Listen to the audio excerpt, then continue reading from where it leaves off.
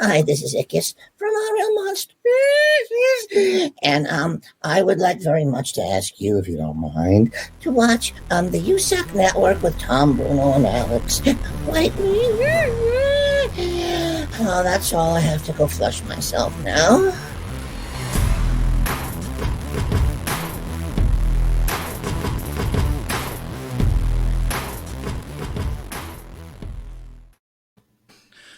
Hey guys, how's it going? Tom's face. Welcome to What's the Difference podcast with me, Alex Whiteley. And me, Tom Bruno. How great is that intro? It sounds weird in my headphones, but the great and powerful Charlie Adler. Oh, what a genius. What an absolute genius. Am I very, full of myself? Because I'm like, I saw myself last. All right, look at me. Look at that guy. Look at that guy. Look at that guy. Look at that guy. My mom would be so proud. Right, Mr. Bruno, I'm going to leave you to introduce our guest as soon as we're very excited about this. And you always do this. You always do it so much better than me when we're excited.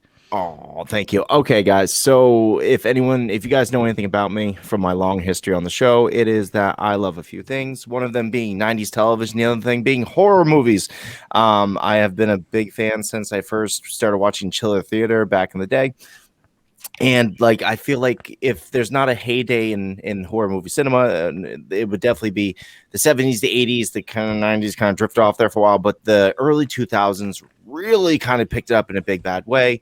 A lot of remakes, but there was a lot of really good films that were made that were really kind of have some inspiring moments and some really great scenes of true horror. And we actually have a director from one of these films, one of my favorite films being the movie Wrong Turn. And we actually have with us the director of said film, Professor Rob Schmidt. How you doing, sir?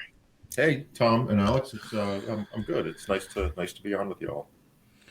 I love this film, by the way. I did watch it. I watched it recently last year, but I'll just recap today because there's a theory that I've got about this film, but we'll get into. Me and Tom mentioned this just very briefly. I'll do it now. The main character, Chris, the guy that turns around, goes the wrong way, ends up in all this trouble. I wanted him to die so badly right from the get-go. I was kind of it does something very weird to me. This film does, because usually you're like, oh, I hope they get away. I hope no one's hurt. But this one, I was like, oh, so he didn't get blasted in the face with an axe. What the fuck, man? What a rip-off. So I just think he was a bit of an asshole. I hear you, and it's an interesting theory, and it would be a cool thing to do. I think they kind of did that in what was it called? Hostel, right? With they did that in Hostel, which is Eli Roth's movie. The torture porn. Yeah, I we didn't do that in this. Obviously, he lives to the I won't say, but they when it was done and Fox was figuring out how they were going to release it. At one point, they said they wanted Jeremy Sisto to come back and save everyone at the end. They wanted to reshoot. I don't even know how you do that exactly, but he dies very early on, just after the junkyard. Yeah. And they wanted, because he doesn't die on camera, some executive got the idea that we really love Jeremy and we want him to reappear at the cabin at the end and rescue everybody. Three arrows through the chest is a hard thing to kind of convince people. No, he's fine. Flesh wound, no problems at all. He just walked that shit right off, no problems. I'm guessing that you stuck to your laurels then, because the fact is that he's not the hero of said film. Spoilers for. This is a very this is a 17-year-old film, so I'm sorry. Fuck you if you haven't seen it. By the way, it's a great film, so you should go out and watch it. Yeah, stop watching right now and go watch Wrong Turn. But it's a 17-year-old movie, so spoilers alert. It's not him that saves the day, and it's Chris. And me and Alex were having the discussion prior to this, because he gave me his theory of fuck Chris, and I'm like, no, because if Chris wasn't impatient in traffic, everybody would be dead. Those guys were in the predicament before Chris even got there. It just happened to be Chris destroyed his amazing car in the midst of trying to, be impatient or in traffic. So if it wasn't for that, everybody else would be fucking dead. Everybody, period. What's that? Says head, the annoying guy, please die, ha ha ha. That's my notes. Now this movie takes place in West Virginia. Why West Virginia? It's a terrible place. honesty. Now look, right, I'm going to add some insight as a Brit. Okay, the vastness of America scares the living shit out of me. Right, that's one of the things. Like dog soldiers, sort of explained it in a little bit in Scotland. Right, they have this forest, it's far out, and nobody's going to hear you scream. Okay, that's the cliche thing there. But in America, it's much bigger. Like literally, like you could get away with all sorts there. That's scary as shit. It really is. Yeah, and lawless. I was thinking about that just this morning, actually. There's this crazy statistic that in Canada, hockey's like a bigger thing than it is in the States, and it's a pretty violent sport, and the Western teams are more violent than the Eastern teams.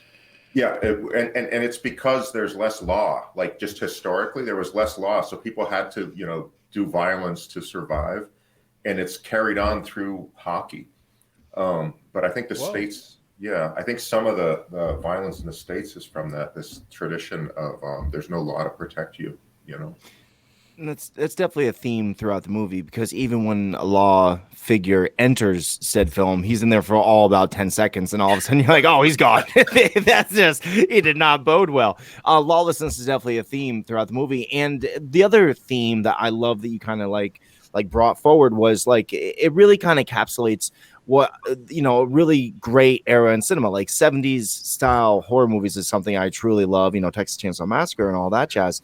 But one thing that they never played on nearly as much is like, a woman survived in Texas Chainsaw Massacre, but she was never like the hero of the film. And of course, Chris is meant to start off as like said hero, but he's never highlighted as such. Like he does heroic acts, but the girls are the ones that are technically really the heroes. The girls are the ones making the good decisions. The girls are the ones that end up doing the most. And yes, the girl ends up being saved at the very end. But I think that's just because of how much Chris kind of falls like for her and is like entranced by her throughout the movie. Was that like your intention, or is that just something that kind of ended up happening? Yeah, well, I mean, actually, I think Eliza would be irritated with your saying that she's saved by Chris. She might even punch you. But probably. He'd probably get off on that. In all honesty, Wife's in the other room, dude. I think that Eliza saves Chris. She does save Chris, right? He's yes, the very end. Yeah, so it becomes it's kind of a what's called a two-hander, in some ways. It's some of that too is just by the way, Alex, it's just kind of star appeal. We like Eliza's very charismatic, and Desmond is he's a good guy. I love Desmond. He doesn't get starring roles. He didn't turn into George Clooney, maybe if he had been young George Clooney, you wouldn't want him to die. I don't know. But I remember watching ER all the time and being like, I just wish this guy would die. So I don't think that's a good theory at all. So where does it all start for you, Rob, man? I mean, like, I know that like every horror movie starts with me from, being in love with horror. But I mean, is that where it starts for you, or where does film start for you, sir? Yeah, I've been thinking about this talk with you guys for a few days now, and I was trying to decide what to do and what to say on it, and honestly, and we'll just see how this goes. But I'll tell you that I kind of a thing that I don't know who told me this, but what I was told is that a lot of what horror is for, like it's not old folks in general don't like horror. It's like a lot of the market is young people, and it's young people testing their fear. Like they're getting a chance to be terrified in a place where they can, potentially just shut it off, and then they won't have to feel as much fear. It's far better than, testing it by shooting dope or, whatever you would do to like test your fear, speeding while you're drunk. And so it's and that's one of the things that like horror films are used for. And, I mean, in a lot of ways, I had like a great childhood. In a lot of ways, I had a great childhood. In a lot of ways, I had like a fucked up childhood. And my dad was he was a veteran with PTSD who had killed a lot of folks, and he would get angry, and I think I can just say this, and he would punch, when he was angry, he would punch.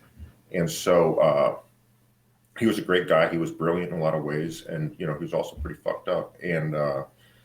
And so from early on in my life, I don't know about normal kids, but I felt fear. I had like fear in my life, and I honestly I think horror, like for me, it comes from fear, from like living in fear, like real fear, and then you try to process it through the screen. Like Anyway, like an please. obscene version of titillation. I guess, yeah. I don't know. I don't know that. I'm not sure that titillation is bad either.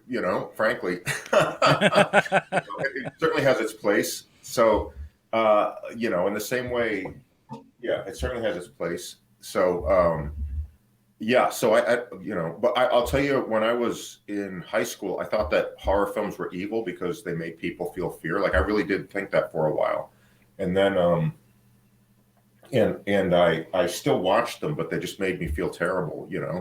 Like I used to be a runner, and I would run at night, and I would imagine that Linda Blair from The Exorcist girl, was behind me, and that would keep me running. That was how I ran. Like that's not the most fun way to run, but that was what I did. I dig it. It motivates. I mean, what more can you ask for? Yeah. So, but Alex, I think, yeah. I don't know that horror films. I don't think they're bad. Actually, I think that they're good. And they let people, deal with this stuff. Yeah, I agree. I mean, like, I do like my. There are a few that Tom is definitely the bigger fan of horror movies for me, out of us two. I like movies that are spooky, sort of the supernatural kind of the things that really mess with your head, And there are very few sort of slasher horrors that I will actually enjoy, but I do remember Wrong Turn being one. There are a couple out there that like Scream. What's the other one? I Know What You Did Last Summer. Then sort of that was the era of slasher horrors that were actually really enjoyable because I feel like a lot of work went into sort of making the characters enjoyable to a degree. Whether it's because they're idiots, whether it's because they're hot, whether it's because they're just brilliant actors. I don't know. Just seemed to be had it nailed down, that character development thing. Yeah. I think. Tom's making a face, and I think it's okay to talk about because those movies, not everyone feels the same way about Scream and I Know What You Did Last Summer. But I hear it, and they made a lot of money, which is it's not an insult. It's not an insult. Like it's good for people to make money. I would say there's absolute differences in the movies. I think that was like a hot topic. Like if you look at like the history of Halloween, like Halloween was really not making too many films back then. But then obviously with the there's a lot of correlation between Scream and H2O. But like there was like an uptick in the genre of slasher, and that's where that whole kind of movie scene kind of came from. Of course, starting with the brilliance and the tropes that I believe that Wes Craven kind of brought to Scream. Now, not necessarily the other films that followed, but definitely that first one had a lot going for it. Wrong Turn, on the other hand, was something that it kind of is a little more primal, right? Like it's not like a face mask killer. And in fact, like when you start the film, it's all based on Chris kind of like getting into the scenario that he kind of puts himself into based on his decisions. And the rest of it is far more like it gives you the sense like you're alone and like there's nothing there to help you when you're in the scenario that you put yourself in, and how the fuck are you going to get out?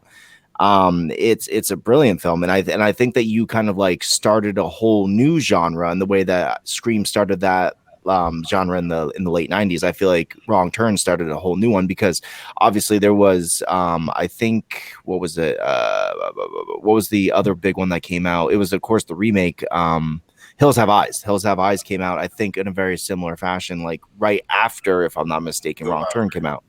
Yeah. Of course, that was a remake, though. Yours was an original. Well, I mean, no.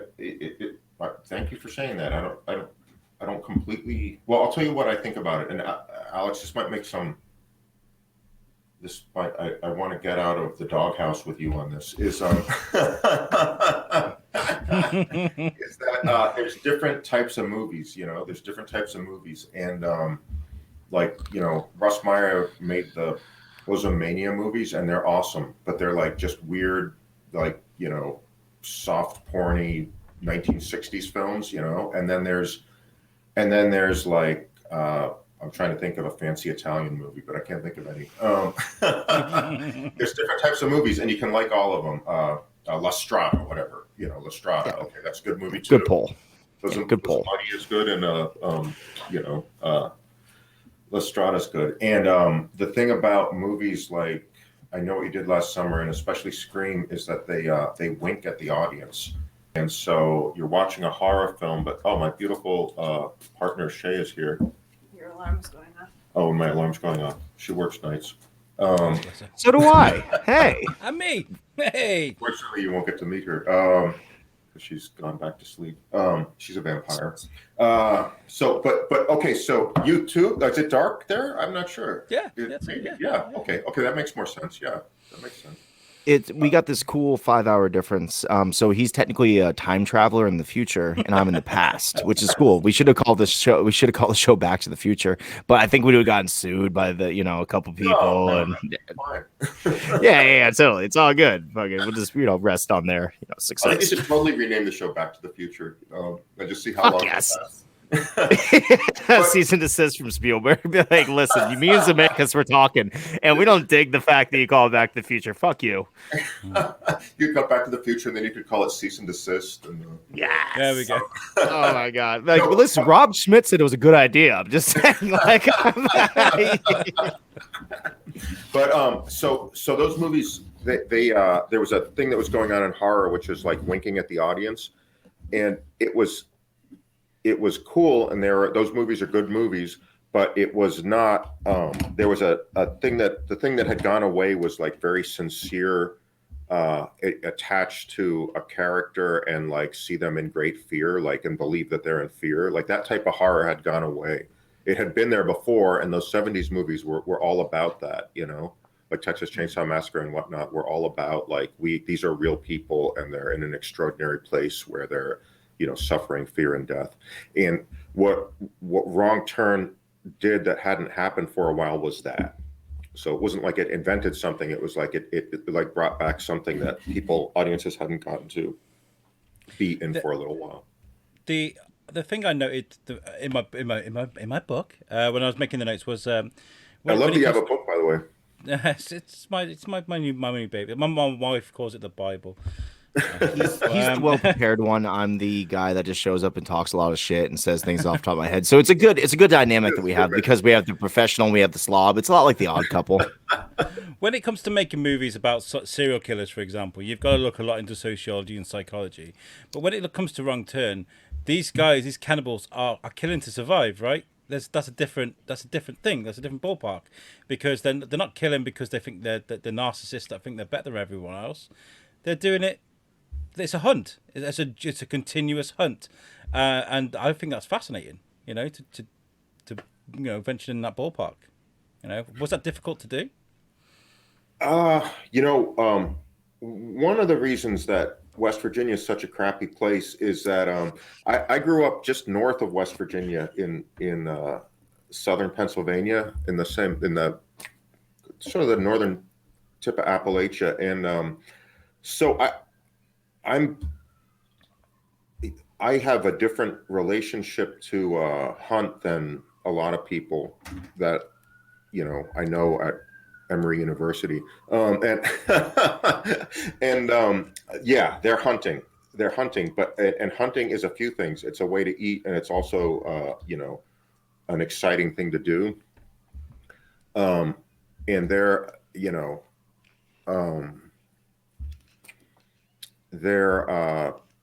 disturbed, I suppose, by our standards, but they function as a family, so it's different than the serial killer stuff. The serial killer stuff is sometimes done better, sometimes done worse, but this is different than a serial killer thing, because we're not really looking at them beyond it being a hunt. Mm. I liked a lot of things about this movie. I mean, of course, like when it came out, I never thought in a million years I'd be talking to you about this. But I mean, like, I like the family dynamic between them because even though, they're these crazy inbred hillbillies, like, there's a lot of love you can see. Like, obviously, when one of them dies, they take it very personally, like, "Arr!" and they start screaming shit. They build their own language. It's a really creative film, and I It's love the Czech, by fact. the way. They're speaking Czech. Is that what they're doing? Yeah. It says gibberish on my fucking caption, so I'm like, I figure it's gibberish. Yeah, but it is gibberish. It was in post. We got the that was what ended up working out well was some of the looping artists could speak Czech, so they spoke Czech.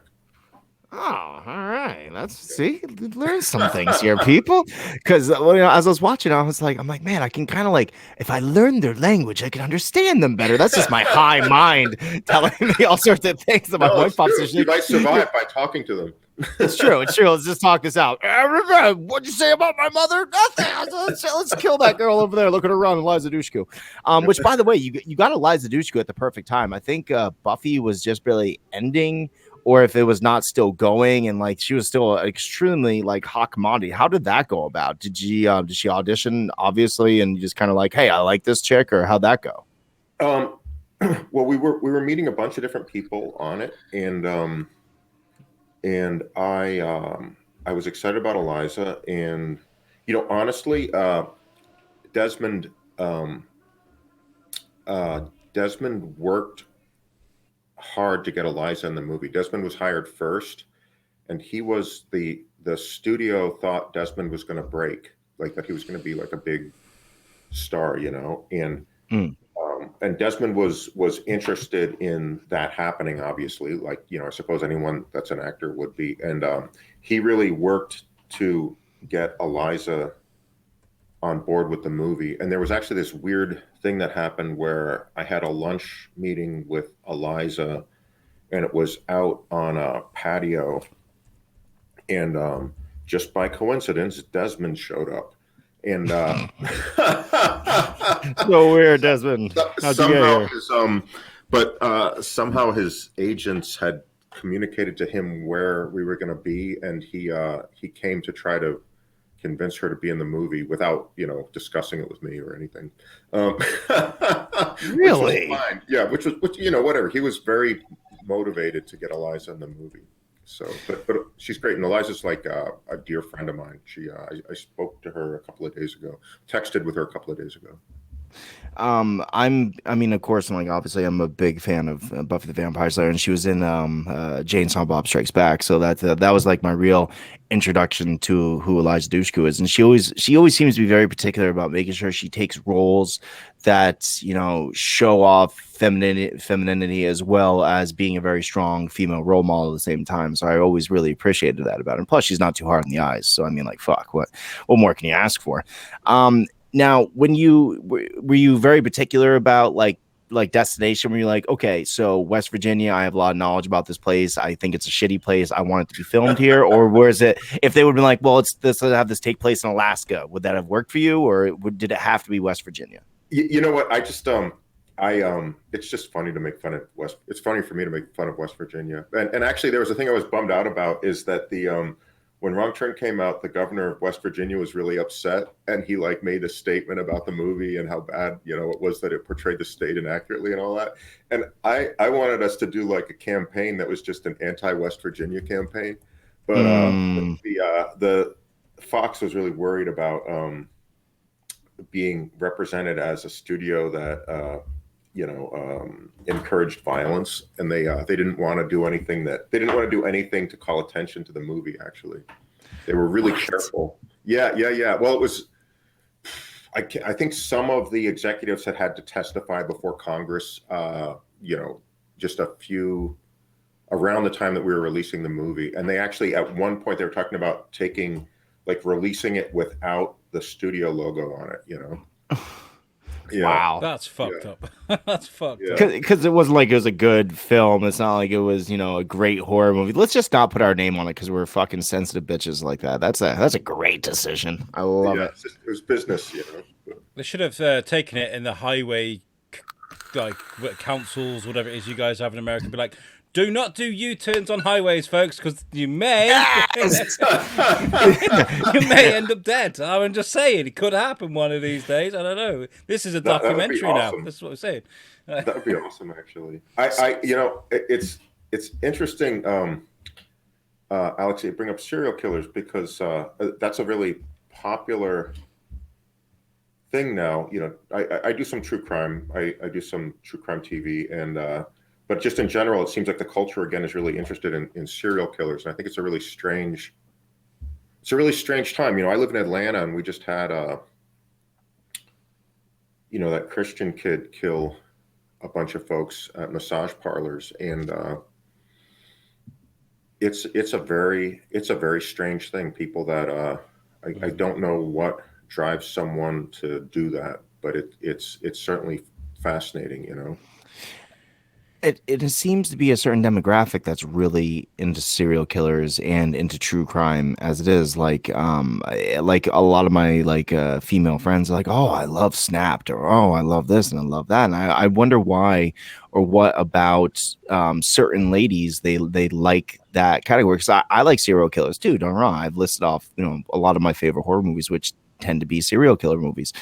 But like it's interesting, I would say at the very least, that it seems to be a certain demographic that really kind of falls in hard for the true crime portion. Well, do you find that as well, or is it just like an equal across the board and I'm just an idiot who pays attention to the wrong things? No, there's a lot of women that are interested in that, and actually I have a simple and boring explanation for why people are interested. People are into serial killer stuff. Unfortunately it's not really exciting, but it's this.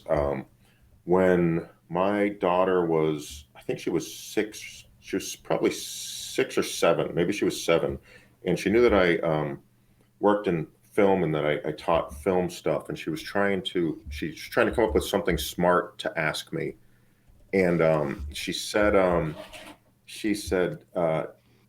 Daddy, does every story have a problem? And yeah, and I didn't say this to her, but what I thought was, oh my God, they do. All of them have a problem in them. Like, for some reason I hadn't put that together. Like, I sound like an idiot, but I hadn't put that together before. Like, every story has a problem in it. Like, that's why we're interested in stories, because they allow us to process a problem without it happening to us. Like, it's somebody else's problem, and we get to watch them solve it or fail at it. And the reason I think that murder is such an interesting topic is because, like, I don't want to be murdered. So, it's true. It's very true. By the way, does your daughter want a job? Because that is a great question. I mean, like, if she ever wants like a non-paying position in our thing, just tell her, throw an application. We'll take her around and be like, yeah, your dad told us that question. That's better than anything we've ever asked, period. So you can have a job. Yeah, she's at a point where she might need an internship, so I might hit you up at some point. Better off with him. He's actually the successful one. I'm the guy from Vermont, which, by the way, as a dude from the middle of nowhere, I love the fact that you pick on West Virginia. I love the fact that you pick a place close to home, because whenever I think of movies in general, I've thought about plenty of movies, and never have I ever put anything into fruition other than when I was in I was at a community college for a little bit, and I did film. It was the only thing I was interested in, of course. I've always loved movies. It's always been like my go-to, my nostalgia, everything about it. I love film. And actually, on that topic, your movie, like my professor said, that the way that you can tell a great movie is you can turn the sound off and you can still understand what's going on throughout the entirety of the film. And I would say that definitely Wrong Turn plays like that, because if you were to turn off the sound, you could still tell everything that's happening. These people are in a problem. They run into some cannibals and they need to escape the situation. So your movie plays out, at least in my professor's eyes, as a great film. And that's not to say that it wasn't a good film. I'm just, quoting the dude from like fucking 20 years ago. Yeah. Regardless. So as a dude who always does think about his home setting as a place for movies, I appreciate the fact that you pick someplace close to home, because it gives you like a very intimate knowledge of the place, and it kind of gives you more feelings towards it, and you can kind of feel that translate through the film. Yeah. No, I think that's I make some stuff that pretty trying to figure out how to say this gracefully, and I guess I'll give up on saying it gracefully. Regardless of what I make, I end up falling in love with it. Like I get terrified that it'll be hated, but I'll still kind of love it, you know. And I made like a Lifetime thriller, so like, which I love, you know. But they had the perfect marriage on Lifetime. This is an older woman who rents a room to a younger man, yeah, and people start getting strangled in the area. So, but in any case, it's the same movie. It's just a little different than what you said, but it's the same movie. But yeah, I like to. I want to have feelings about the things that I make movies about. Like I want to be familiar with the terrain, and even if it's an alien place, I need to kind of feel it in my heart to for it to work for me. So it makes sense. It just makes sense. Like honestly, and you know, DC movies obviously are far more successful than anything I've made. But I was trying to watch what's the new one that starts with Superman with the Justice League. Yeah, and it just doesn't work for me. Like when Aquaman was getting in the water, I was just like, I'm done. I can't watch this. He's so wet. I can't watch this movie. Look how wet he is. No, it seems so phony. Like I didn't like no one. I mean, they're acting. You know that kid I was talking about, Jeremy Sisto. So he was on Law and Order for a while, and he was on Law and Order. And actually, there's a really funny story about him starting out on Law and Order. But he like basically the detectives. He was Detective Lupo, and like what he figured out after he'd been on it for a couple of weeks is that he would never have any character development, and there'd never be any scene that made sense. Like what he did was explain the plot, and he had to do it like as if he was a normal human being and not a robot. And him and the other detective, they would get these scenes that were just them literally describing the plot of the show. And they would be like, okay, so your wife slept with somebody else and you're talking to me about it and you're in a lot of pain and I'm trying to comfort you. And they would be like, yes, that's what this scene's about. And they would memorize their lines, but then they would say them as if that was what was happening, what they were actually saying, you know? And that's what Justice League feels like to me, is like the people that like the plot doesn't even make sense. You know, Alex, I'm sorry you put. Oh no, that's see, he's a professor. He's a professor, so he recognizes that. He's like, you have a question over there. We need to come up with a new code. That's my Tom. I'm going next. Yes. Thing. Yeah. That wasn't. Shut the fuck up, Rob. You're our special guest. I'm interrupting you. Have you had those moments when you've been directing yourself that have just blown you away, and you've gone, wow, you know, because you're talking about phony performances. You don't want that in your production. So, like, you've directed someone, you said go, and they've just blown you out the water. Yeah. No, that's a thrill. You know, that's a great, beautiful thing. There was actually a really nice moment that I've thought about a few times, and it was an inconsequential. It was one of those true crime shows where you do the recreations, and there was a guy who's he's a little overweight. He's overweight, and he's being threatened by someone who's really formidable, and they're drunk, and he has a shotgun that he's afraid to use, and he's trying to get the guy not to come any closer to his house. And he did a take of it, and it seemed phony. And I said to him, you know, you're really scared. This is the most scared you've been in your life, but you can't let him get to your family. And the guy did another take, and it like broke my heart. It was like a very frightened person doing, you know, what they had to do. And that happened, I bet, 4 years ago, and I'm actually getting a little teary-eyed thinking about, you know, and thinking about someone that doesn't exist, because that wasn't that was an actor pretending to be that person. Yeah. You know, makes sense. Yeah. And what direction do you give to someone to take them to that place? You know, what do you tell them to think about?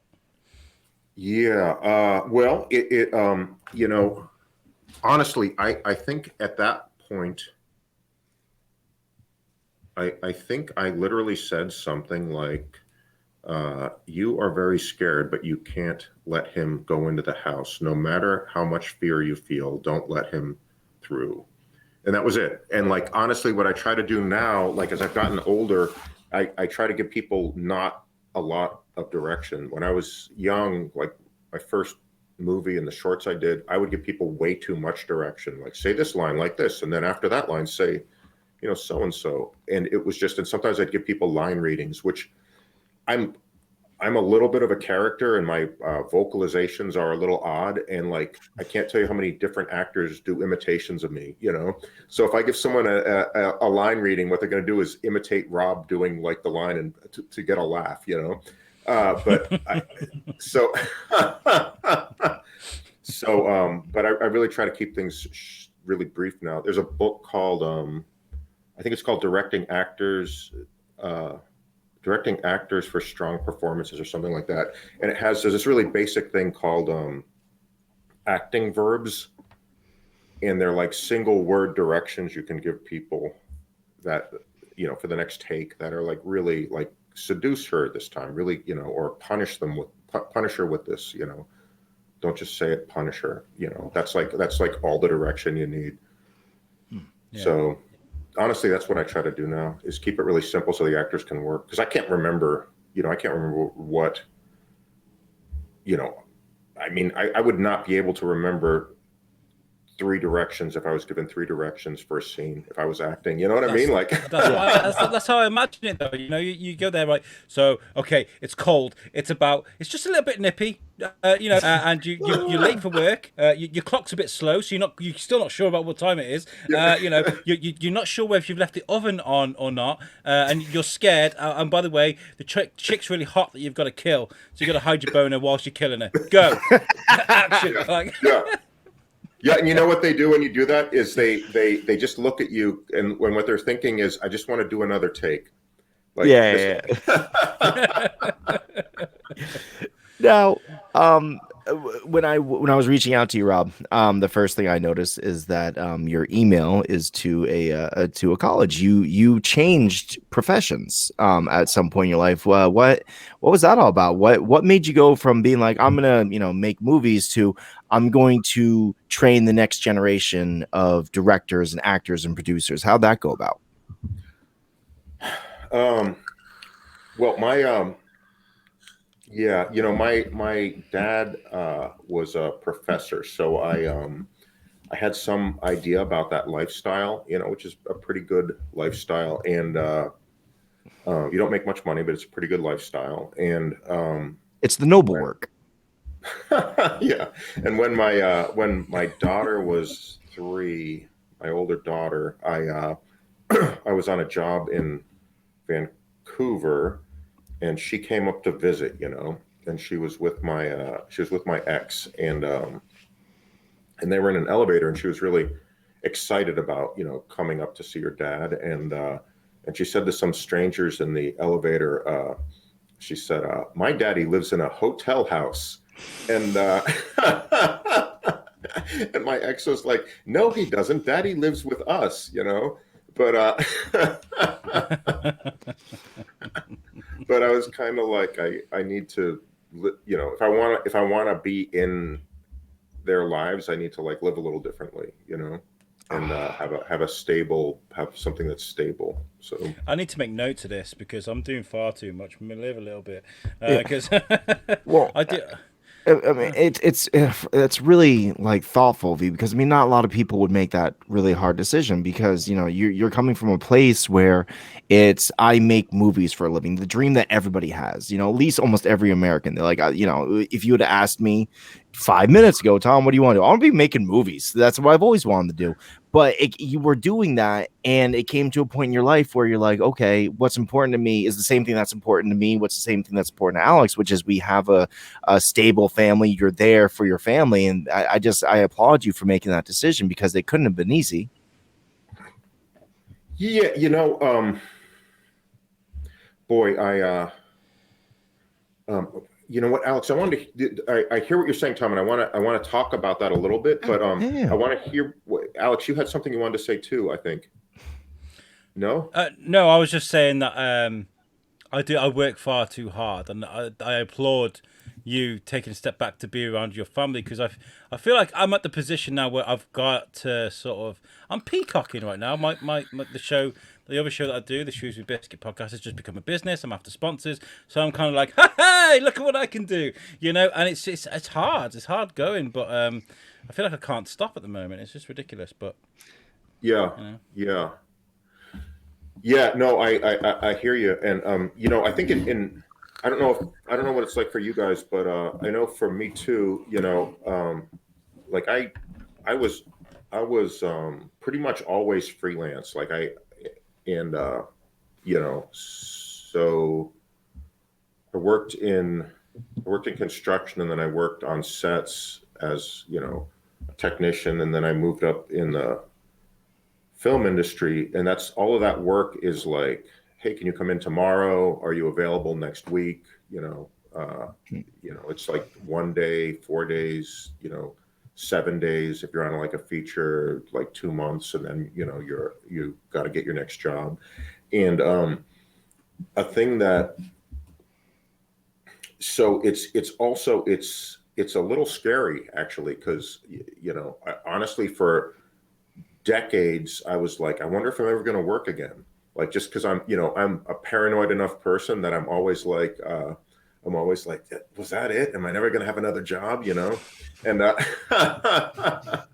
and add kids to the mix, and it becomes like it becomes more scary, and not knowing if you're going to be able to feed them, get them in the States, healthcare. Like it's a little less so now, but still just being yeah. Your priorities change, right? I mean, it goes from you thinking about you to you thinking about the bigger picture, which would be your family, the kids. It's the thing that I think about on a daily basis. I work at a job that, I don't mind. Like, I work with good people. I have a pretty okay time doing so, but it's not, a labor of love. This is a labor of love. Like, I don't get paid a fucking cent for this, but I love this with all my heart. It's my only real me time as well. Like, the rest of my time is dedicated to hanging out with my kids, to cooking dinner, to doing dishes, make sure the wife has attention, doing all the other things, and of course going to work and paying the bills. This is my labor of love, and sometimes it can get in a tiny bit of the way of that, but you always in the background is this idea of like, oh, did I do enough today for my family? Oh, did I spend enough time with them? Am I ignoring them right now? It's always the thing that goes in the background. So it's once again, I applaud you for the tough decision that had to be made for you to recognize that you're like, oh, I love what I'm doing and it's great. And yeah, it's a little unpredictable, but is this what's best for my family? Yeah, I hear you.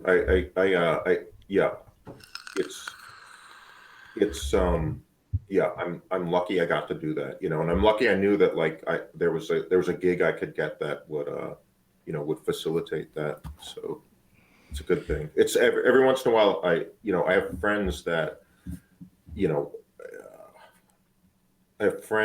make big studio movies, and sometimes I'm like, oh, I wish I was making big studio movies, but then I'm like, it's all right. Now that we're getting a little older, actually, it's kind of coming back to family for them too, it seems like. So but I mean, wrong turn for me is the start of something, a legacy that's just, I don't think it's ever going away. I mean, there was six sequels after this, and they've done a reboot this year. What the fuck? Yeah. It's a long-lasting recipe, obviously. You should be proud of that. Yeah, no, it's not like, at the time it was like the best gig that it wasn't my it wasn't like I had made some indie films that I cared more about at the start, and but in hindsight, Wrong Turn's done a lot more for a lot more people. Like, actually, this Swiss guy had me sign a copy of Wrong Turn because at their camp in the Swiss mountains, like it was one of the only DVDs they had, and they would like watch it over and over again during the summer. Like Tropic Thunder, yeah. Yeah. It's the Swiss's Simple Jack. Is exactly what it is. That's fucking amazing. Speaking so of cool, the, you know, like I love that, like that it's part of like God knows how many kids, you know, summer camp experience in Switzerland. I mean, even aside from the Swiss of it all, I mean, like it's Americans' way as well. Like the way that I saw most of my horror films as a kid, once again, chiller theater and late night television when I was no longer, I could stay up as late as I wanted to. And like I still have a collection of DVDs behind me. It's in a big thick ass fucking book, and Wrong Turn's one of them. If I ever see you, I'll be like, sign this DVD, because that's who I am. But I mean, like that it's part of that, because like finding these movies like these, it's not like Wrong Turn. I mean, of course there was the reboot, which we'll get to in a second. But like finding these films used to be like a rite of passage in a way, being like, okay, so I saw this and this is what led me to that, and this is what led me to that. I mean, it's very important to especially young horror fans that this movie exists, because it is like, oh my God, a hidden gem that I've never even heard of, that I had no inclination that was there. And now I've seen it and I fucking love it. It's my jam. Like, what's that like to you? It's nice. I don't know what to say besides it's nice. Like I'm grateful that this thing that we made is part of some people's lives, you know. And it's and that, like, I remember were they called EC Comics? Like in the 50s, there were these horror comics. I think it was EC Comics. So when I was about 11 or 12, there was like this big hardcover book that this weird hippie that lived in part of the house in my dad's farm had, and I like snuck into his part of the house and stole that book. And it was like terrifying. It was terrifying. There's like one story I'm remembering right now was about this baseball team that someone had put poison on their spikes, and they had killed one of the players, and so the team figured it out, and to punish that guy, they confronted him like at midnight on this baseball diamond, and they killed him, and they cut up his body and used it to play baseball with his intestines as the baseline, and like just stuff like that. And I remember reading it and being like, oh my God, like this is the most terrifying thing ever. I can't move from the place I'm seated because someone might attack me, and it's so American. Yeah, but it's fun to be part of some other people's like childhood horror experience, or like teen horror experience, or like what they went on a date. They went on a date when they were in college, and that was like the thing that they saw is pretty awesome, When I think of horror movies at cinema, I think of Saw 3. One of the best things I ever saw, and I'll never forget it. There's a scene in Saw 3 where they peel back the guy's skull, and they put like a drill bit on the skull, right? And there's this bodybuilder about 3 rows down to the left, and I could see him. He's ripped, this guy, proper steadhead, and he's like, he's hyperventilating behind his muscles, and I was just like, this is brilliant. It's amazing. Yeah. Well, I think that comedy and horror are like that. Is they're super visceral, and like when the when it works because stuff like that's happening in the audience.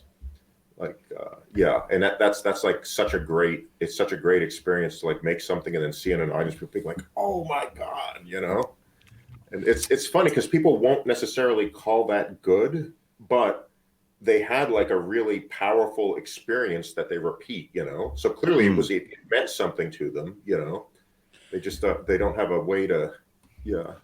There is a scene in Wrong Turn, by the way, that always haunts me for some reason. It's very insignificant if you're watching it and you're not really paying attention, but for me, it's a scene that I think is absolutely brilliant, and it's a scene with a dead cop, and one of the guys picks up the dead cop, but he just grabs him by the yoke, rips him up, and the body that he picks up, I guess, is a real actor. I don't know, he's just so lifeless the way he moves, and it's so it looks so authentic, and that was like a standout scene for me. I was kind of like, whoa, that's dark as fuck, man. That's brilliant. Weird thing to pick out, but I liked it, Yeah, no, I mean, I think that stuff is great. Like being stuck on these little moments. It's like it's kind of a great thing. Now, Now, what's it like to make a picture that was as great as Wrong Turn was, or still is? Excuse me, I don't want to make it sound like it's not because it is fucking great. I literally just got done rewatching it once I realized I said the wrong time to you, which I was waking up from my night shift and I got your email. I was like, I think it's a time, and during the day sunlight might be out, and Alex is like, no, Tom, 3. I'm like, oh yeah. I'm like, you should probably talk to Alex. He says these things, but I was rewatching Wrong. I figured I'd show up at 2, and if I didn't hear anything, but I kind of knew it was 3 because I bumped into this with some other meetings. So You're a gentleman, thank you, because we've definitely had meetings before where and don't get me wrong, plenty of people have shown back up, but sometimes they're like, "Hey, where the fuck are you guys?" And I'm like, "Oh my god!" Was that Rob Bruce? Right, that happened with Rob Bruce, didn't it? He was like, "Where the fuck are you guys?" And we were like, what? What's his name? Rob Bruce. He was a. We that Rob Bruce, we had a similar experience with another gentleman from Comic Book Men, and we also had the same experience with Charlie Adard, because he had the wrong time. But regardless, what's it like seeing that a film that you're so deeply invested in get rebooted like Wrong Turn was just really remade this year? What's that like for you? Yeah, I mean it's great. It's great. It is great. It's great. I haven't completely processed it yet for a few reasons, and one of them is that it means that I'm old. It's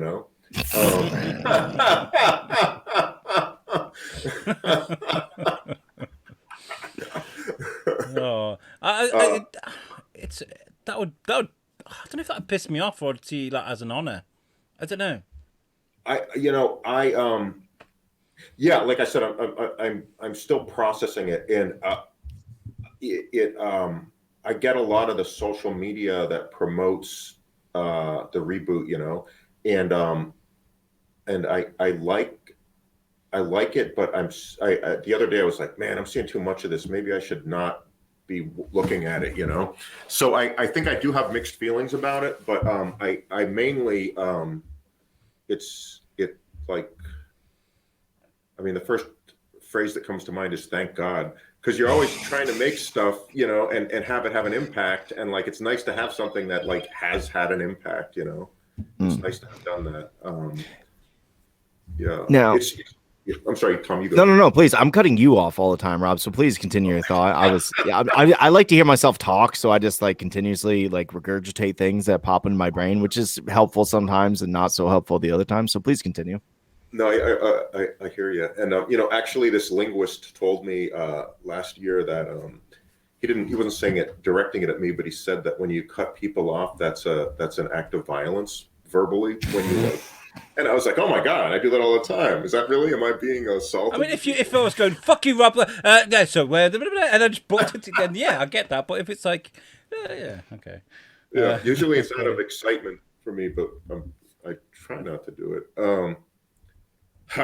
Tom, you were asking about before we did the back and forth.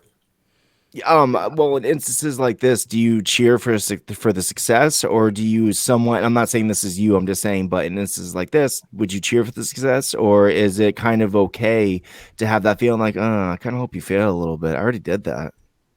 Well, if for no other reason, like I'll get more money if more people see the reboot. So I'd like to think of myself as a socialist, but I also like money. So yeah. Capitalism, baby. Yeah. So, but I will tell you that like it's hard to make movies just in general, and it's harder to make studio films unless you don't care what you're making, because there's a lot of people involved and there's a lot of money at risk, and so you just have people all over you, like literally all over you, and a bunch of them, they're getting paid they got their jobs because they are able to steer a movie to make it successful, so they have to feel like they've had an impact on the film, in order to like feel like or show people that they've earned their money. I'm talking about executives, or producers.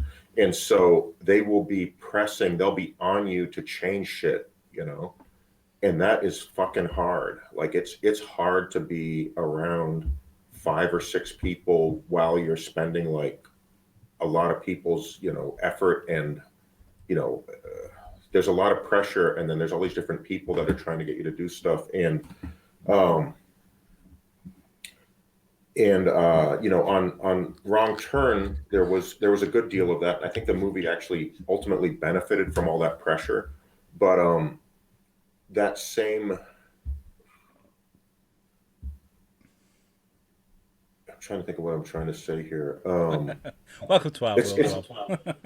what's that? I didn't hear. That's welcome to our world. This is what we like every week. Don't worry about it. It's fine. But, yeah. Anyway, it's a mixed blessing. Like, it sounds like it's great to make movies, but it's a mixed blessing. Now, because we're running short on time, there's the last question I ask every single person, which should always be the first question, but I fuck it up and ask the last.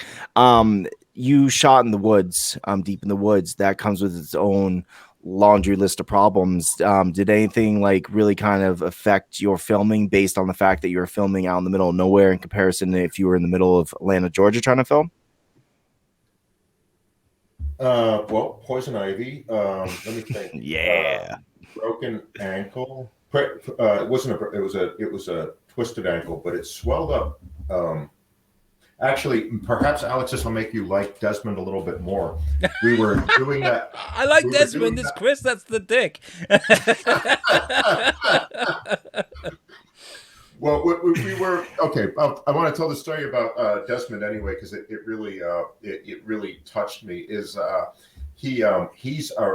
very nice, gentle guy. Like, he's a very nice, gentle guy, and we were filming the sequence where they run from the cabin to the junkyard, the sort of car cemetery. And I was like, Des, we got to do another take of that. I need another take. And he was like, only one more. Like, he shouted at me, and I was like, whoa, what's going on? And he was like, I'm sorry, I hurt my ankle. I really needed to just be one more. And I was like, what a pussy is what I was thinking. And I'm sorry, that wasn't very feminist, but I was thinking that it was like he was a sissy, and he and I was like, you okay? Is your ankle okay? And he said, yeah, it's kind of swollen. And he pulled his pant leg up, and his ankle was 3 times its normal size and hanging out over his shoe, like. Oh, wow. And he was running on it. Because he wanted to do a good job, Oh, bless him. I feel like I've got to find him on Twitter now and it's apologize. It's not. I love you, Desmond. Don't listen to what they say. I didn't mean it. Wasn't me. It was Tom. He's a jerk, not me. I watched him on Justified, so I've always loved Desmond. So it doesn't really matter at all what Alex thinks. Justified. He wasn't Justified. He played the other shooter. He was the one that's like, I like your hat, and he's like the other sharpshooter. I think it's like season 4 or whatever. It's a fucking great show. I was actually just really pimping somebody to the idea of watching Justified last night. I was like, dude, it's fucking great. Timothy Olyphant's fucking amazing. It's after Deadwood. Blah blah blah blah. Okay, last question, because we are running short on time. First of all, thank you so much, Rob, for taking time out of your schedule, man.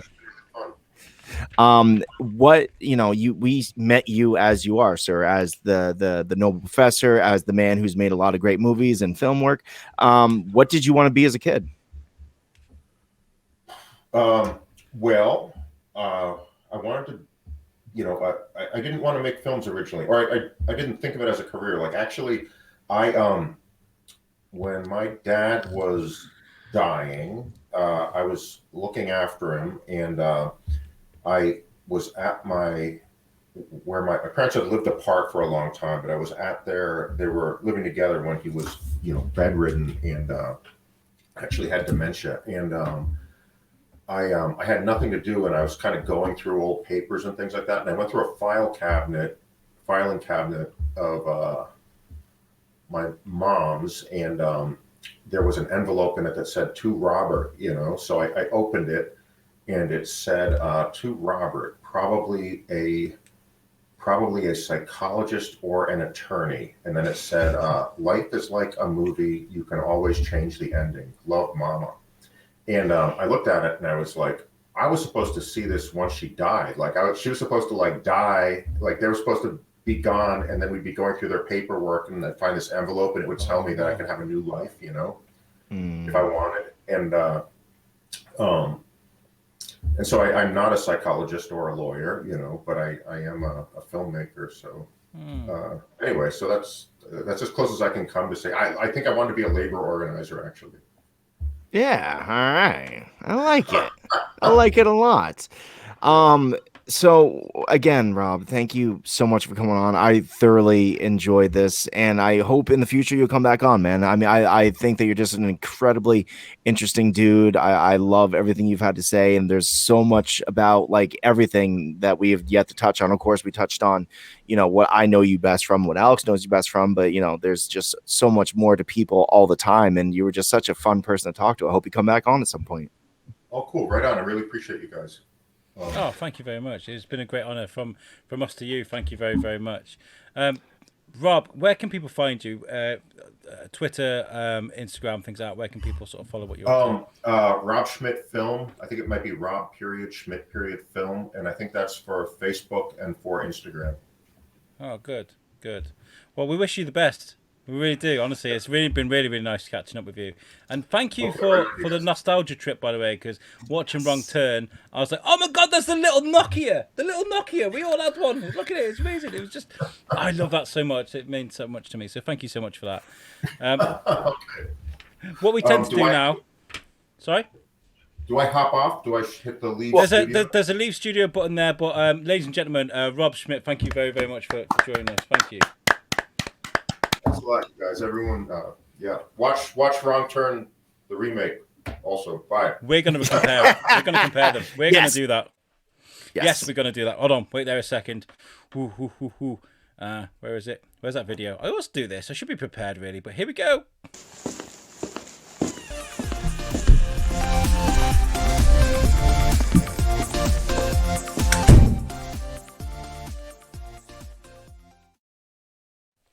Yo.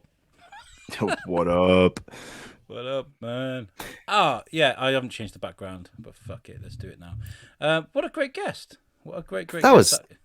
I love when there's more to like, he's like a transformer. There's more than meets the eye, There's a lot going on with Rob. The eye. So Alex, what were you drinking this whole time? I was drinking rum. All right. It's been fuck. Yeah. So is that you not admitting defeat? I don't want to say it like that, but I am going to say it like that. Is that you saying that Lent is over for us? Fuck yes. I think. Okay. So yeah, is that your genuine first one? Mm-hmm. I won't judge if you haven't. No, like honestly, like fucking, I am a gentleman and I stick to a gentleman's bet, and that's what everyone kept saying. They're like, dude, it's not a big deal, right? You don't believe in Jesus, so why the fuck are you taking this so seriously? I'm like, because it was a gentleman's bet. We involved the listeners in it, and I feel like I would kind of give up. But the moment that you're like, dude, smoke a joint because fucking I need some rum, and I'm like, all right, cool. If Alex is saying it's cool, then I'm really like, if you're to be like, hey Tom, it's cool to jump off that bridge, I'm like, really, it is? Let's go do it, Alex. Yay! So fuck it. And then I'm like, let's dock our penises. And he's like, you want to do what now? So let's hold our sins up to the camera. We're there. 3, 2, 1. I missed it. I missed it a lot. I'm not gonna lie. Like, I don't mean to sound like a drug addict, but I fucking missed this. I'm gonna send this to the USUK guys now and see what they say, because I was gonna have a drink last night, and TS was like, "Oh man, but you've done so well." We did very well. How many days was it? I don't even remember anymore. Which is weird because you think that I would have remembered every second of it, but apparently I forgot at some point. I'm like, it was end of February, wasn't it? So yeah. Fuck that month. That was stupid. We're not gonna do this next year, are we? No. I'll give up something. Okay, so here's the thing, right? I was trying to defend myself to the wife, because I was kind of like, look, I'm not an alcoholic. Okay, I'm not being sat there shaking and rocking back and forth. I need a drink.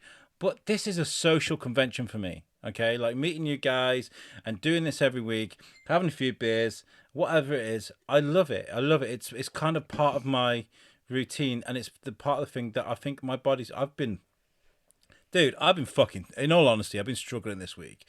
I have been struggling for motivation. I genuinely, I got to a point. About 3/4 of the way through the Weekly Bazaar, and I was like, I don't fucking give a shit anymore. Honestly, I'd fucked up so much on that show, and I was kind of, I don't care. And you can see that in the show. I was just like, oh fuck it, like, and that's because I'm not enjoying myself. It sounds daft, and I don't need alcohol to do that, but it kind of fucking helps. It's just- Now, I mean, like, what about the scenario? Are you not enjoying right now? Fucking, I mean, like, is I it am just that? exactly what I just said to a complete stranger about a great guy, Rob Schmidt. It's that I'm doing too much, but it's because I'm trying to haul myself out. Really, I want the biscuit to do well because that has a knock on effect on everything. It's true. So And don't for a second think that I don't understand that or appreciate that. We like to give you a lot of shit about everything that's not USUK. Like we'll never give you shit about USUK, but we'll give you shit for everything else that's not that, including the biscuit. But the fact is that you do work too hard, and I've said this to you many times, especially like in private. We've had this talk a bunch that you're just a nonstop machine when it comes to your passion, and I always get concerned that you're gonna throw a gear. And because everyone everyone that we work with loves you with all our heart. We if nobody can tell that we don't have a lot of love for each other on this network, then you're insane. You're not paying close enough attention. And we can always tell. bitch. Well, yeah, I know. It's just weed, man. The weeds make me feel all nice. But like you can tell when you're kind of getting to the end of your rope, and not in the sense of like I'm gonna hang myself with it, but in the sense of like I've had enough, I've done too much. All I want to do is play a little bit of Battlefront, fuck the wife, and hang out with Timmy. Yeah, well, So that's kind of what I'm missing. I think. I think lockdown, the end of lockdown, which we're slowly coming to. They're doing like a 4 weekly sort of roadmap. They're calling it. So they do one bit, they assess it, then they do another bit, they assess it, and that's how they're doing it, right? So I think from the 12th of April we can sort of go out and stuff again. The shops are open and we can sort of start getting back to normality. I just want. It's just been hard to fucking get a grasp on things, because when it comes to our success as a show, it's always been on my mind to get the just entertain the audience, right? Let's just do that. And we had a massive drop in audience figures for the Weekly Bazaar and the live show, but that's because people are doing stuff now in America. You guys, I've just spoken to a friend now. He said he's in America. He's gone for a meal tonight. I was like, what the fuck? He got to a restaurant. Like people are living their lives, and it shouldn't matter to me. It shouldn't matter to me at all.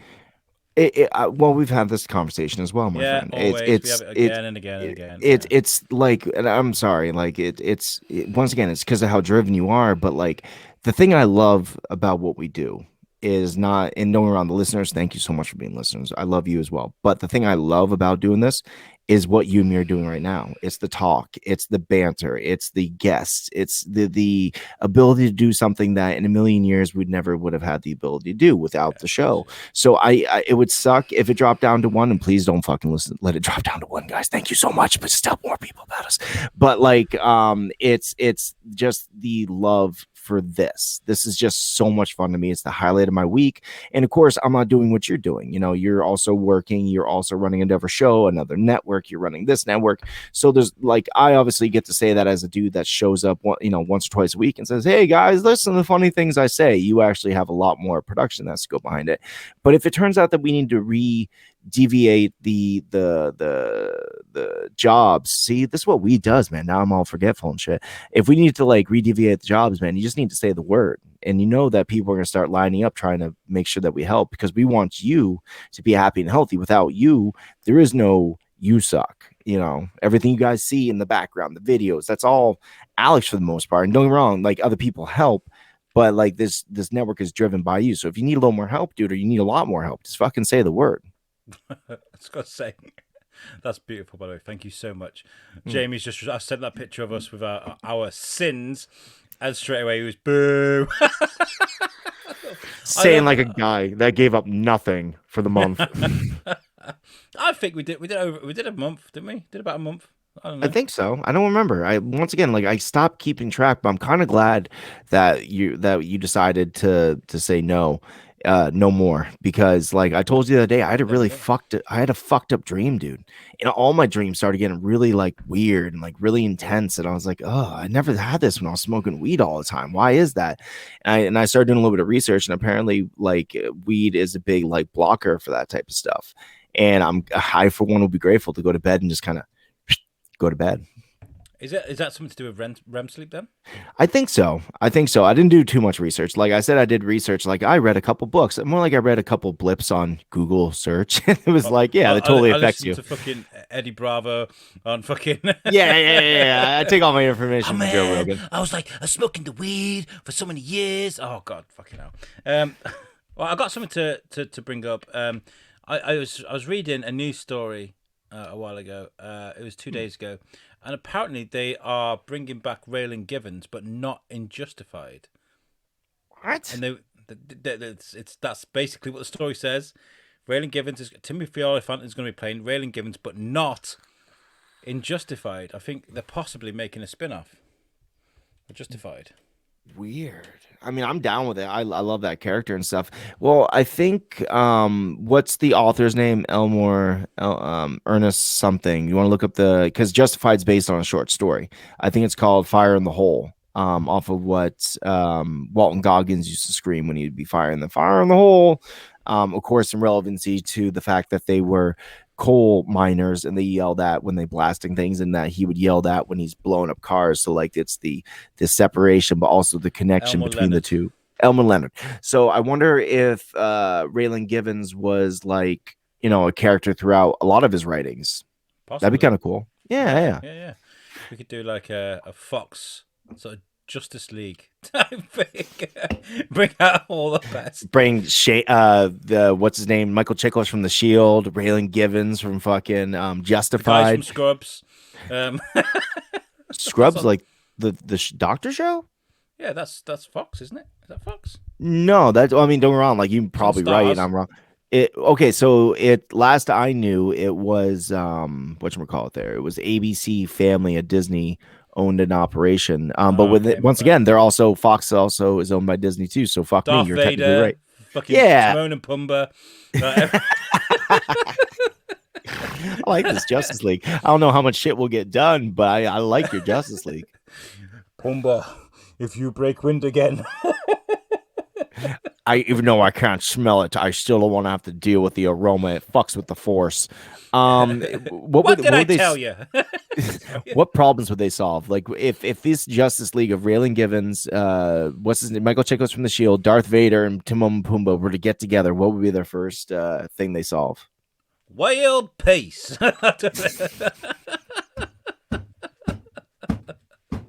They're I don't know. Maybe they're sucked in by One Division's hex, and they're kind of like, what am I doing here? I should be chasing the boy who destroyed the Death Star, the dark side. I don't know. The boy. That sounds so like wrong when you say it like that. It's like I'm chasing the boy. That's all I care about. What about that girl, the rebel girl? I don't fucking care about her. I chase the boy. The boy who destroyed my Death Star. Where's mine? The lease wasn't even paid up all the way, fucker. So there's a lot going on entertainment wise right now. There was some sort of like weird movie that WB put out that everyone's been talking about. What was that? That was Justice League, the Zack Snyder version. Oh, that's what they're going on about. You watched it. Yeah, it's phenomenal. It's fucking phenomenal. It's still not perfect, I don't think. I think what he did is he made a very bad movie quite good, actually. It was like I feel like there was potential there. I think if we'd have had that released back in, was it 2000 and what was it, 2014, 2015, whenever it came out, then I feel like, it was 2016. I don't give a fuck. But whenever that was released, if it was released like that, I think they would have carried on, because it's left like everybody going, are we gonna see more? Okay. I wonder if this will reignite the want for a new Justice League. I think so. I think that's the reason why they called back so many actors to do reshoots. Now, they did a reshoot last year with a lot of the original cast. By the way, Ben Affleck does not look like Ben Affleck anymore. doesn't look the same. He's gone really skinny, really lean. He looks younger, but I feel like maybe there was an issue there actually with him with Justice League because he was quite bloated, wasn't he? And like a lot of the interviews, he was kind of like, he just didn't give a shit. Whereas he looks healthy now. He looks good. Which is weird to say someone that's gone really gaunt and skinny, but he looks healthier. That's what people say about me. They're like, "Look how gaunt and skinny you are. Look at me, see my neck V." People dig that, man. They dig that gaunt look. I understand. I'd blow a guy that was gaunt. I thought you were going to say, I'd blow a guy that looks like me. I was like, oh, really? Really? Yeah, totally. I try all the time. I just wish my dick was bigger. Fucking. So this might bring along a new Justice League. Okay, so spoilers if you have not seen it. I don't really care to see it. Like, I mean, if I end up seeing it at some point, but it all stems back to Batman versus Superman, where I thought that was the improper place to put that movie. And I know that's like a first world bitch or whatever, but that's just my thoughts. And so I didn't really watch Batman versus Superman. Still never seen it. I've only seen half of Justice League because I was like, this isn't my jam. But maybe with the new Zack Snyder cut, it will be better and it will make me like it more. So why don't we give a little bit of spoilers and you can tell me about it. Try to pique my interest in this fucking movie. Okay, so the Joss Whedon version did not have Martian Manhunter. It didn't really have a backstory on Cyborg. It had like little bits, but you didn't see that iconic thing that we've seen in the animated movies where you see Victor Stone playing that that football game. His dad isn't there, so he goes to confront his dad. And in the film, he ends up in a car crash. He gets cut in half. Blah blah blah. He's kept alive by machines, and he uses the mother boxes to bring him back to life. Right. So you don't see that in Joss Whedon's version of thing. You get an idea of what happened. You don't see Darkseid. He gets mentioned once. Once he gets mentioned very quickly in the Joss Whedon version. He's fully in this, and in fact, it shows you a whole like a 10,000-year-old sort of clip of like an almost Lord of the Rings-esque epic battle between Darkseid and his army against the Amazons, against the Atlantans, against the Lanterns, against the men. Zeus is there, fucking Ares there. It's this amazing scene, and Darkseid's there like getting fucked up, like he's getting crazy fucked up by these people. And he's like, what the fuck? I think it must be Ares that runs up to him with an axe and buries it in his shoulder. He's like, what the fuck? Like they drag him out, and he's just like, whoa, this is too much to handle. But they find out that the Earth is holding something called anti-life, and Darkseid himself mentions that anti-life will give him control over the multiverse. Not just the Earth, the multiverse. Ooh, like Earth 1, Earth 2, and fucking like, that's cool. Is not in the original movie. It is in this one.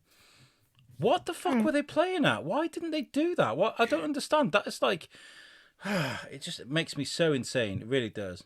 Well, I think they were playing a numbers game, right? Like it wasn't doing too well and it was costing a lot of fucking money. So they're like, okay, let's change it to, instead of making a third Justice League film, let's just change this to be the movie. So they had to take a lot of bits that would kind of lead you to a better place. And it sounds like, as much complaints as we've had about DC movies, it was leading to that place that we wanted to go. Everybody wants to see Earth 1, Earth 2, because there's so many different iterations of Batman and Superman and all your favorite characters that are on these channels. Like we could even see the Flashpoint at that point, but I mean that's kind of a different thing though, because that's like a altered universe of the same universe. But these are like Batman when he was Green Lantern at one point, all sorts of cool shit.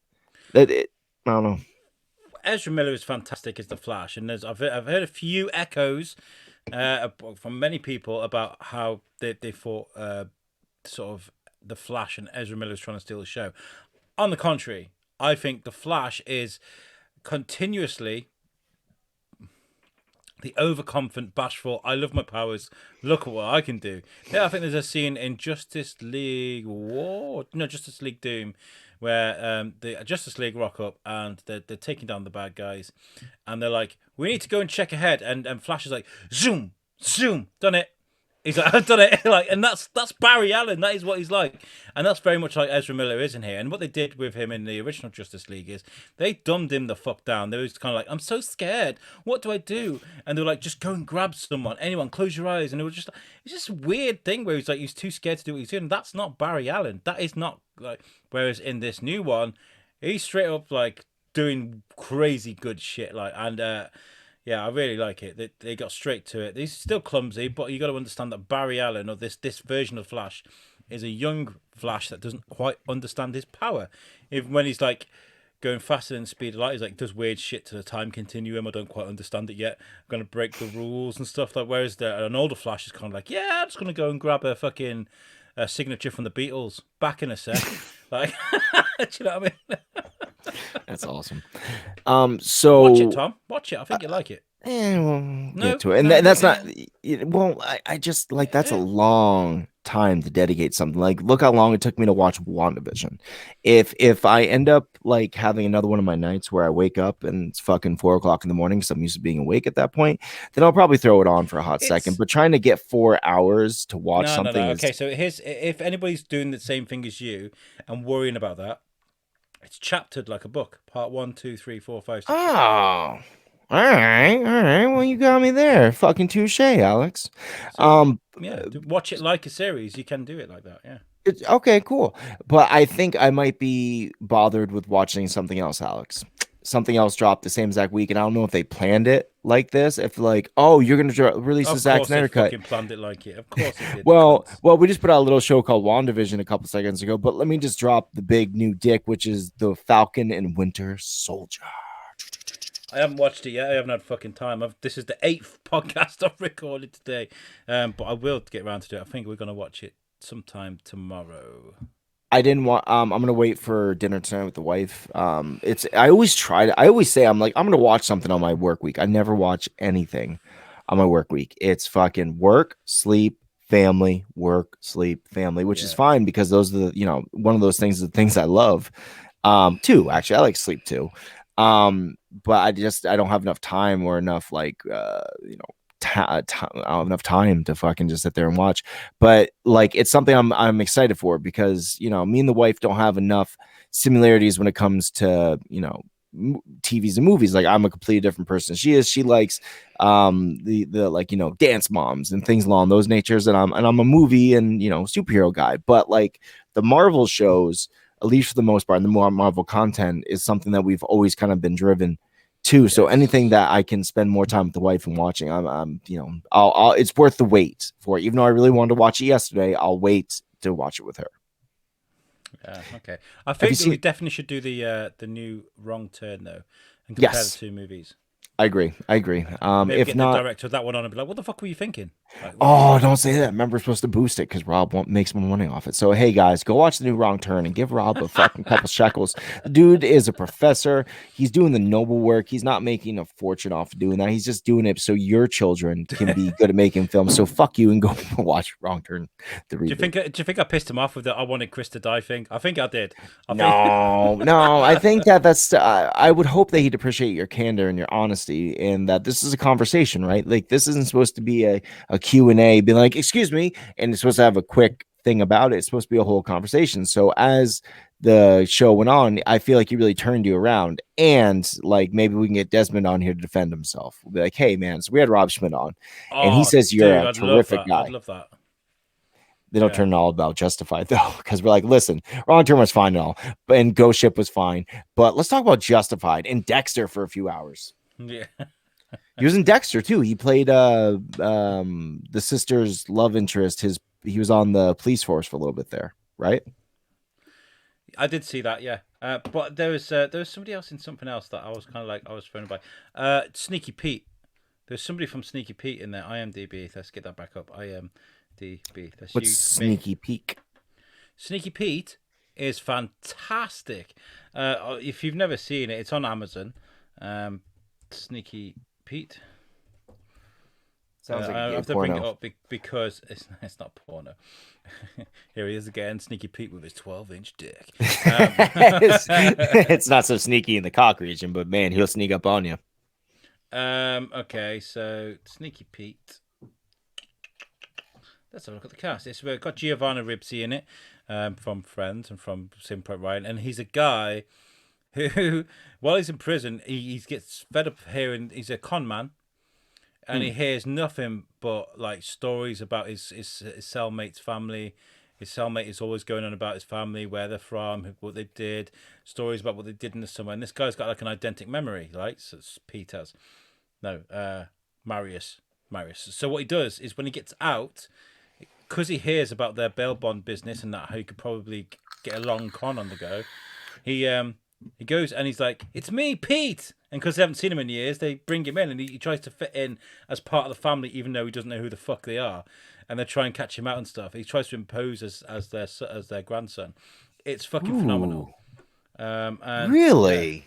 yes, it's very, very good. Honestly, it is really. The cast is really. It's got Bryan Cranston as the bad guy in it.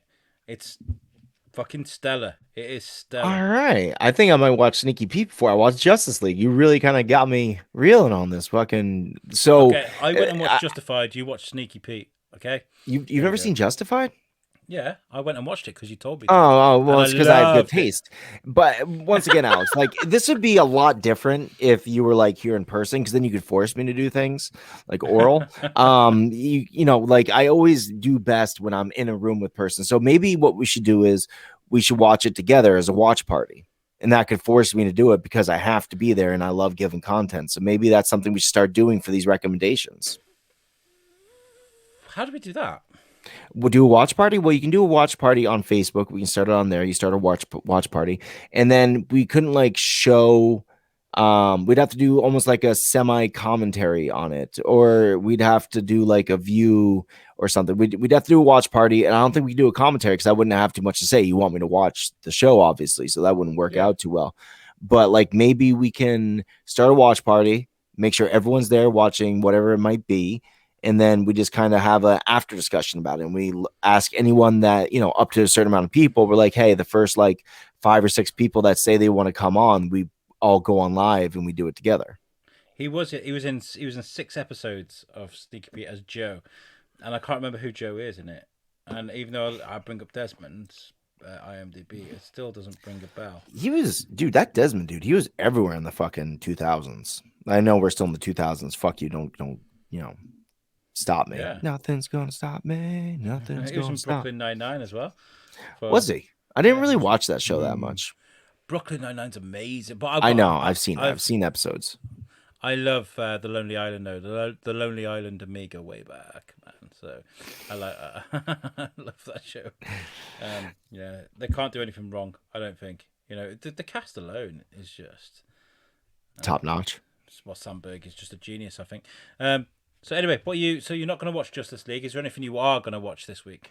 I'm gonna watch Apart from Falcon Sneaky Winter Pete? Soldier. Not too much watching this week. This week is I don't know if you heard, Alex, but the government gave a big old handout the other day to my Wasn't it like country. $600 or something?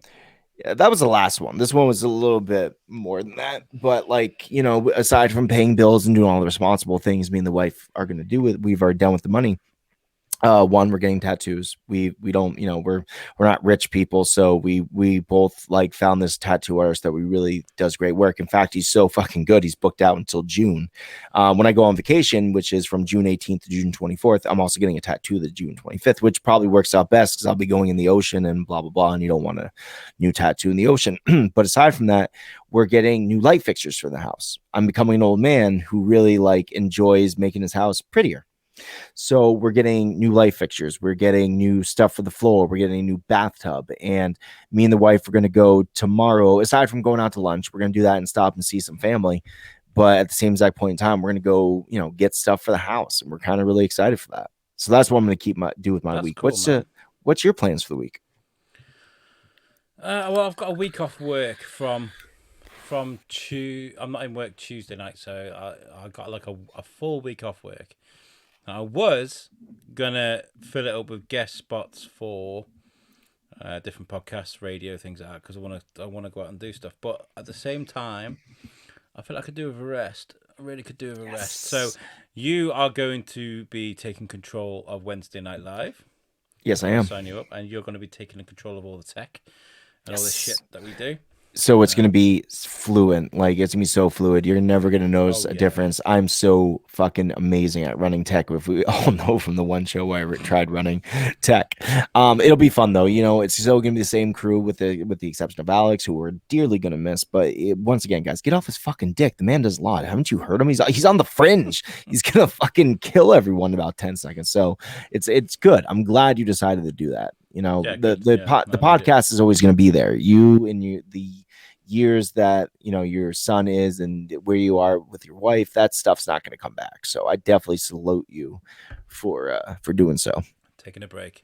Yes. I want to also, before we get out of here, because we've got about 30 seconds left, but a friend of ours that's been on a show, I don't want to mention his name, we noticed that he's having a few problems with his mental health recently, posting a lot of live videos and struggling with things. And I reached out to him in the week and offered him our support, and he got back. It seems like there was a lot of people that were worried about him and offering support as well, so he didn't get back to me, but he did say that he's kind of going to go and get help, which is what I encourage everyone to, not necessarily go and get help, but if you've got issues, if you've got worries, you've got problems, reach out to your friends and speak to them, even if it's just a Facebook message. Don't feel like if you are going through terrible problems with your mental health at the time that you cannot reach out and speak to someone. You're not a pussy. It's not a problem. It's actually really good that you've done that. So I encourage everyone, okay? If you need to talk to someone, do it, okay? And if you're close to us and you know who we are, reach out to us. I mean, we'll try our best. I'm not going to say we're going to be there 24/7. Very dangerous to say that. But at the same time, if we are available and we can speak to you, we will, because that's what we like to do. Look, we like to look after our own and anybody that's kind of, supports us. So, yeah. Yes, sir. So, and if you want to get in contact with us, you can check out our website, because there's ways of getting. Oh my God! Did you say website? Alex, let me tell you about this website. Fucking this website is amazing. It has all of our podcasts on it. It has all of our live shows. It has all the content that you've come to know and love. And by the way, you should definitely share that content with people. But guess what, Alex? This website was not built by us. We did not put us, you guys work on it now, but like it wasn't built by us. We're not geniuses. We're not rocket scientists. We're not fucking people from MIT. We are just normal, everyday human beings. Normal, everyday human beings don't know how to do things like build a beautiful and functional website, unlike the people over at Web Orchard. The people behind me. Yeah, see that in a little bit. Web Orchard. Let me tell you about Web Orchard, Alex. Web Orchard. Yeah, Jesus came in. Yeah, Jesus still loves us. He fucking shone a light on there, even though we gave up into our sins. It's beautiful. So let me tell you about Web Orchard. WebOrchard.com is a site where they will build you websites. There, a lot of people out there saying, "Oh, use these other parties and you can build your own website." Fuck that. Who has time for that? No one. And if you do have time for it, I don't want to know you. I want to know the people that are so busy living life that they have to have good people like Pete White build their websites. And let me tell you a little bit about Pete White. Pete White was, a guy who had a dream one day, much like Martin Luther King in that way. They both had dreams, and unlike the unlike Martin Luther King, I don't know. Yeah, I'm so sorry I went this way. Unlike Martin Luther King, who had his dream, which was very noble. Pete White had a dream to build people websites because he knew that it'd be great. And so he put his busy life on hold. I'm pretty certain that he was fighting in the Crusades at the time, trying to abolish those heathens. But he was fighting during the Crusades, and he's like, oh, wait a tick. If I had a website to promote nonviolence, we would be fucking not in this situation. So he went underground for about 1,000 years, and then he came back out as Pete White. I don't think his name's always been Pete White, Alex. I think he went as maybe Vlad the Impaler. I don't know. I'm talking a lot of shit right now. So anyways, Vlad the Impaler, aka fucking Pete White, that's so bad. He made a website that makes you websites. And these websites, Alex, let me tell you, they are beautiful. They are functional. Whether you sell things, whether you have a social media presence, it doesn't really matter what you do. You need a website to promote yourself. That's how we do it. That's how all the greats do it. So if you want it to be great, you should reach out to Pete White at WebOrchard.com, because they are going to build you an amazing website. And if you want an example of one of these amazing, beautiful websites, check out our website, USUKnetwork.com. There we go. Boom. Yeah. USUKnetwork.com. There it is. Yes. Check out the USUKnetwork.com because we have a great list of shows on this network. Alex, why don't you tell us about them? Yeah, we do. We have a number of great. I've started calling things like entities, and somebody's like, "Why do you call it an entity?" Because it's a thing that stands by itself. So we have this show, of course. What's the difference? We also have USUK Chronicles, which is a great show hosted by our friends Jamie Westwood and Tom Stevens. Here's the one they did with Cup of Cheer, which is a Christmas movie parody that they really enjoyed. They got the creators of that film on there. Make sure you check out that show. It's doing very, very well at the moment, and it deserves your attention. We also have Wednesday Night Live, which is a great show that we do every Wednesday, and it's live. Did you know? And that's our time. Basically at the pub, like this is what we do. We kind of meet up and we chat with each other. We decided this week that we're kind of cut back on the games a little bit. One game. So if there's a gauntlet, there's no Owls game. If there's an Owls game, there's no gauntlet. Because we want to focus a bit on the chatter and the banter and the kind of the good vibes that we give when we do that. So that's what's going to change on Wednesday Night Live. We also have the Weekly Bizarre Podstars. Season 2 is back. We just did a great show with Joe Green, who's a fun guest, where we talk about the most bizarre news stories that are out there at the moment that are trending, and it's a lot of fun. I gotta say, I have to say, it's a lot of fun. It's an absolute blast. It really is. It's a cup of cheer. Yeah, it's a good time. Absolutely, and yes, you can find all of those amazing shows at USUKnetwork.com. Love it. Love it. Yeah, I love it. Yeah. Right, let's get the fuck up. Rob Schmidt, thank you so much for joining us. It was really nice chatting to you. Sorry if I offended you by saying I wish it was Chris I said would die, not Desmond. Let's not hang up on that too much, but you was an honor. I'm signing off now. This is the last show I've done for today, and it's show number 8. My head is a bit fucked, but thank you very much. No. I'm going to go play Star Wars Squadrons. No, the new Star Wars game. No, nice. X-Wings. Ooh, oh. Yeah. I like it. Well, oh yeah, that's cool. That's yeah. Oh man, that's dope. All right, guys. This has been What's the Difference podcast. I am Tom Bruno, and I am Alex Whiteley, and we will catch you next time. Oh, peace out, guys. When it comes to culture either side of the Atlantic, no one does it better. Ladies and gentlemen, I give you USUK's What's the Difference podcast with Alex Whiteley and Tom Bruno.